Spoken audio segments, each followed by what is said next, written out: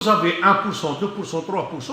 Donc tout le but de ceux qui ont pour mission d'assurer l'ordre social, c'est de réduire le phénomène de délinquance et de criminologie. Il ne s'agit pas de l'éradiquer parce que c'est impossible. D'accord? Voilà. Donc, et c'est comme ça, donc si vous voulez, donc, dans le cadre pour essayer de contenir et de lutter contre le phénomène de la toxicomanie, et puis en accord avec les conventions internationales qui ont été signées par l'Algérie, donc l'Algérie elle a promulgué donc la loi, donc la fameuse loi 04-18, et puis qui a été amendée, d'accord, dernièrement, donc juste il y a pratiquement une semaine, je crois, ou quelque chose comme ça. D'accord?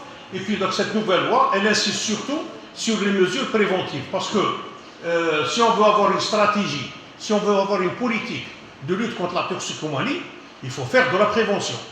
C'est la prévention qui est la plus importante. Et bien sûr, bon, les médecins qui sont habitués à parler de prévention, il y a la prévention primaire, il y a la prévention secondaire, il y a la prévention tertiaire, etc. Donc il s'agit dans un premier temps d'empêcher les gens de devenir toxicomanes. Et une fois qu'ils sont devenus toxicomanes, il faut essayer de faire de la prévention secondaire pour essayer de les traiter et les empêcher de persister dans la toxicomanie. Et donc, la nouvelle loi, elle insiste beaucoup donc, sur l'aspect préventif, et elle confie justement à l'Office national de lutte contre la drogue et la toxicomanie donc de mettre, donc, si vous voulez, cette stratégie en place. D'accord? Et puis, bien sûr, il y a des mesures curatives aussi. C'est l'injonction thérapeutique quand vous êtes toxicomane. On vous oblige à vous traiter, d'accord, pour échapper aux poursuites pénales.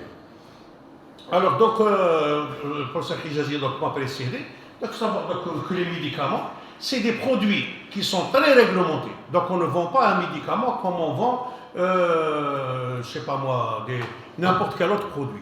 Donc, c'est des produits qui sont très réglementés.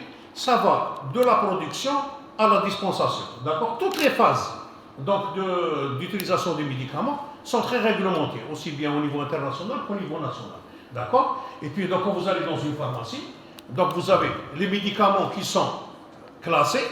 Donc, ces médicaments-là sont, la prescription, la délivrance, elle est très réglementée.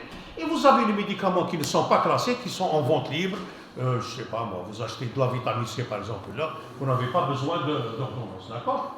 Et justement, donc, c'est cette prescription et cette dispensation qui font l'objet d'une codification très stricte, d'accord? Pour les médicaments psychotropes, donc il ne faut pas oublier, on semble oublier souvent, donc, que ce soit quand on réglemente ou quand on légifère, ou quand on fait des interventions, on semble oublier que les psychotropes, c'est avant tout des médicaments. Et vous avez des épilepsies,